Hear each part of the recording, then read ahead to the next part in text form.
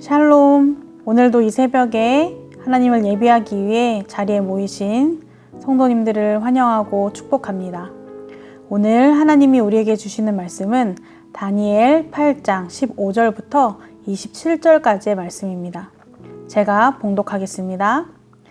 나 다니엘이 이 환상을 보고 그 뜻을 알고자 할 때에 사람 모양 같은 것이 내 앞에 섰고 내가 들은즉 을레 강 두 언덕 사이에서 사람의 목소리가 있어 외쳐 이르되 가브리엘아 이 환상을 이 사람에게 깨닫게 하라 하더니 그가 내가 선 곳으로 나왔는데 그가 나올 때에 내가 두려워서 얼굴을 땅에 대고 엎드리매 그가 내게 이르되 인자야 깨달아 알라 이 환상은 정한 때의 끝에 관한 것이니라.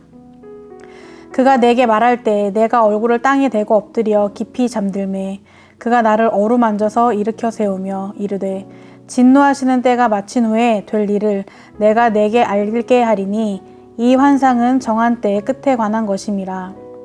내가 본 바 두 뿔 가진 수량은 곧 메대와 바사 왕들이요 털이 많은 수렴소는 곧 헬라 왕이요 그의 두 눈의 사이에는 큰 뿔은 곧 그 첫째 왕이요 이 뿔이 꺾이고 그 대신에 네 뿔이 났은즉 그 나라 가운데에서 내 나라가 일어나되 그의 권세만 못하리라.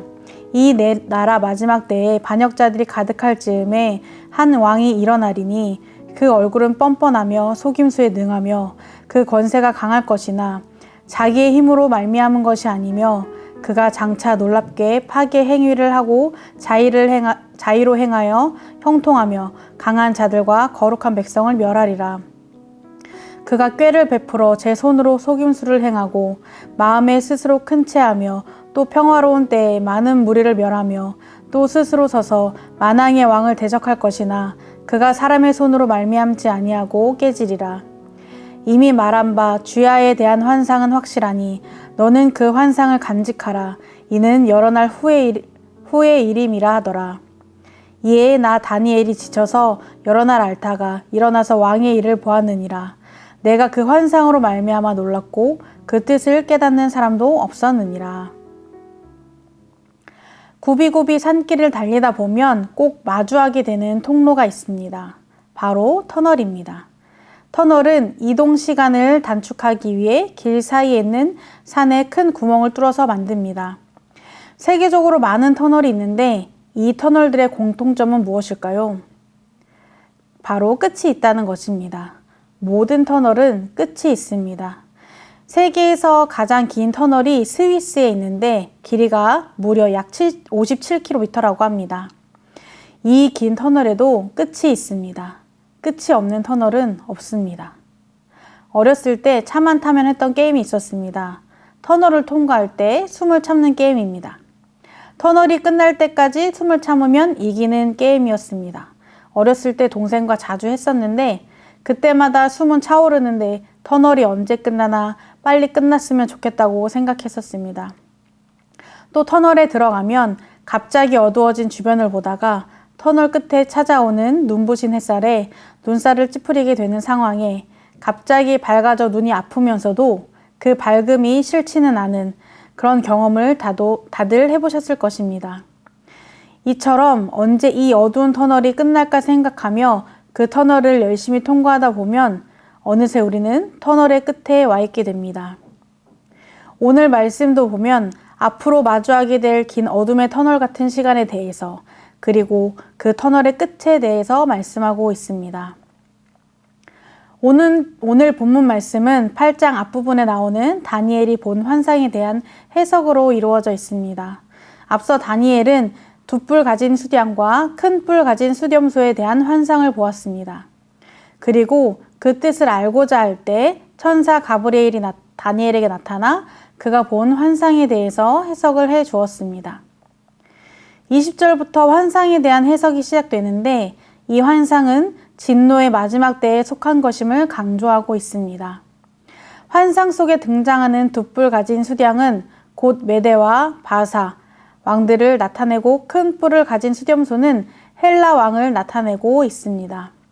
그 중에서도 수렴소의 작은 뿔에 집중하고 있는데 이 작은 뿔은 셀류코스 왕조에서 나온 안티오코스 4세 에피파네스를 가리키고 있습니다.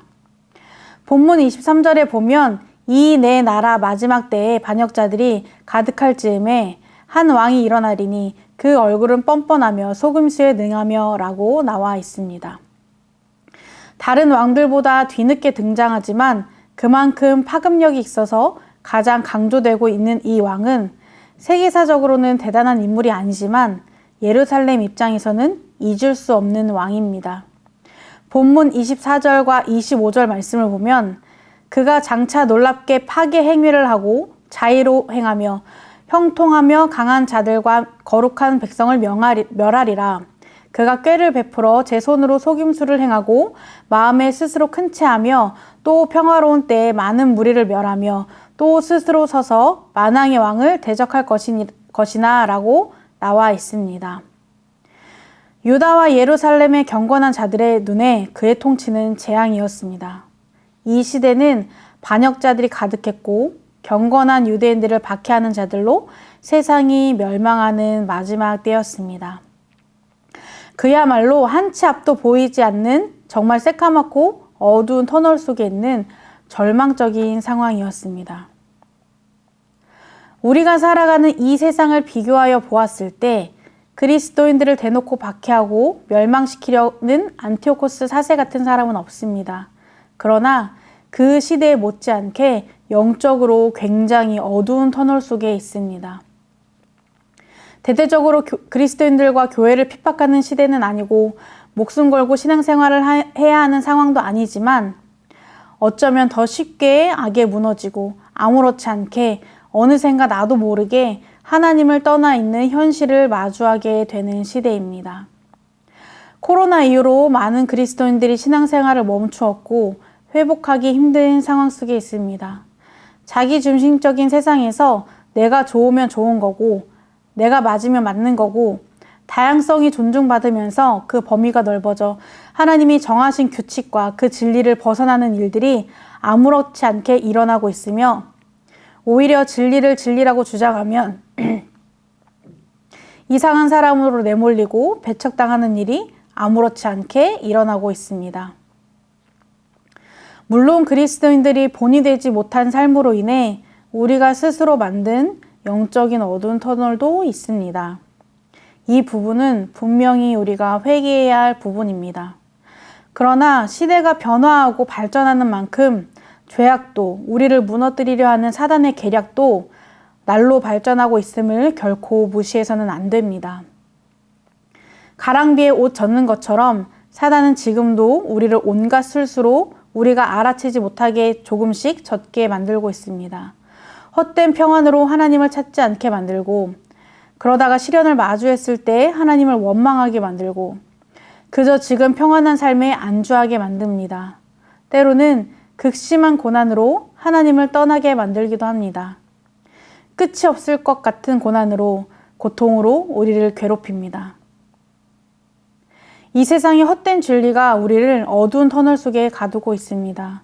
우리 다음 세대들이 앞으로 점점 더 신앙을 지키기 어려운 세상으로 만들고 있습니다. 길거리엔 진정한 복음이 아닌 거짓 선지자들이 당당하게 가짜 복음을 전하고 있고 하나님의 진리를 거스르는 일들이 하나도 부끄럽지 않게 너무나 당당하게 일어나고 있습니다. 옳고 그름을 바르게 분별할 수 있는 능력이 점점 더 떨어지고 있습니다. 그 어느 때보다 그리스도인임을 드러내기 쉽지 않은 현실에서 살고 있습니다.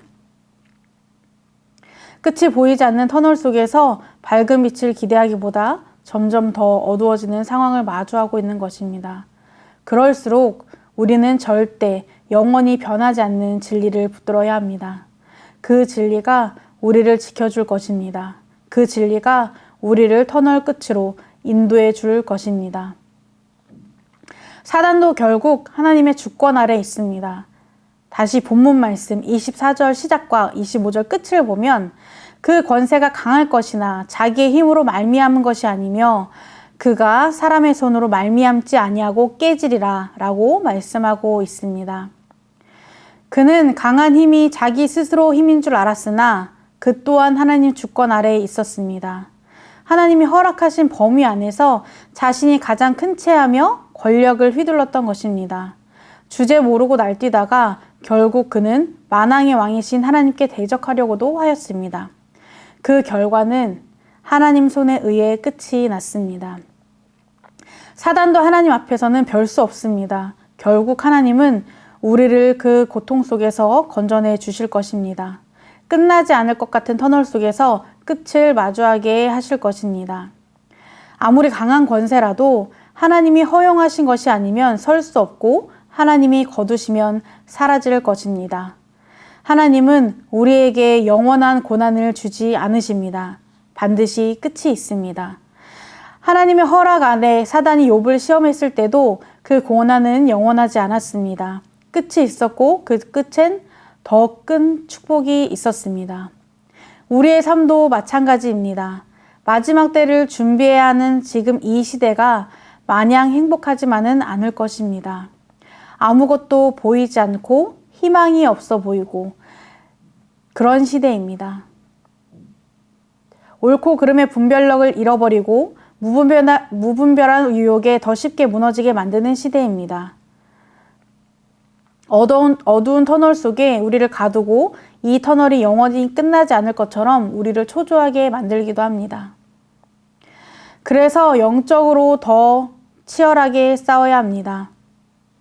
사단이 우리를 무너뜨리려고 쓰는 온갖 술수는 더 치밀해지고 더 교묘해질 것입니다. 온갖 거짓된 진리가 우리를 흔들 것입니다. 그러나 그것들이 영원하진 않습니다. 세상이 말하는 진리, 추구하는 가치는 영원하지 않습니다. 반드시 끝날 것입니다. 하지만 하나님의 뜻은 영원하며 그 진리는 절대 변하지 않을 것입니다. 풀은 마르고 꽃은 시드나 하나님의 말씀은 영원히 설 것입니다.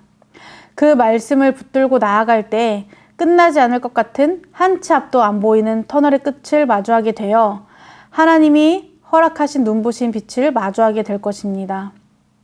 지금 삶 속에서 어두운 터널을 통과하고 계시다면 소망을 가지십시오. 그 터널의 끝에 하나님이 두 팔 벌려 기다리고 계실 것입니다. 터널엔 반드시 끝이 있습니다. 끝이 없는 터널은 없습니다. 터널 속에서 우리의 자세가 중요합니다. 정신 차리고 하나님만 바라보아야 합니다. 절대 변하지 않는 진리를 붙들어야만 합니다. 그렇게 하나님의 말씀만 붙들고 그분께 소망을 두고 하나님만 바라보고 살아가다 보면 언젠가 긴 터널의 끝을 마주하게 될 것입니다. 우리 기쁨이 되는 교회 성도님들 모두가 길고 긴 터널을 잘 통과하여 그 끝에 주님이 주시는 소망의 빛을 마음껏 누리는 성도님들의 삶이 되기를 주님의 이름으로 축복합니다. 기도하시겠습니다. 주님, 우리의 삶의 주권은 오직 하나님께 있음을 고백합니다. 하늘과 땅의 모든 권세가 주님께 있음을 믿습니다. 하나님만이 우리의 삶을 움직이시고 다스리시는 분임을 믿습니다. 영적으로 더욱 어두워져가는 이 시대 속에서 끝이 보이지 않는 터널 속에서 믿는 것 같은 삶 속에서 어둠의 권세에 흔들리지 않고 그 터널 끝에 환한 빛으로 우리를 기다리시고 맞이하시는 주님만 바라보는 삶이 될 수 있도록 인도하여 주옵소서. 예수님의 이름으로 기도드립니다. 아멘. 이 시간 두 가지 기도 제목을 놓고 함께 기도하도록 하겠습니다. 먼저 소망이 없어 보이는 이 시대 속에서 어두운 세상에 한 줄기 빛으로 오신 주님만 의지하는 삶이 될 수 있도록, 두 번째로 하늘과 땅의 모든 권세가 주님께 있음을 믿고 오늘도 주님 안에서 넉넉히 승리하는 삶이 되도록 이 시간 함께 기도하겠습니다.